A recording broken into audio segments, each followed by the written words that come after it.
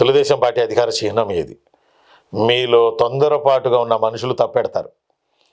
తొందరపాటుతనంతో ప్రవర్తించేవాళ్ళు, తొందరపడి మాట్లాడేవాళ్ళు, ఆలోచించకుండా త్వరగా ఒక నిర్ణయానికి వచ్చేసేవాళ్ళు, ఏ విషయంపైనైనా లైఫ్లో కూడా త్వరపడి నిర్ణయానికి వచ్చేసేవాళ్ళు, తొందరపడేవాళ్ళు, తొందరపడి మాట అనేవాళ్ళు, తొందరపడి కొట్టేవాళ్ళు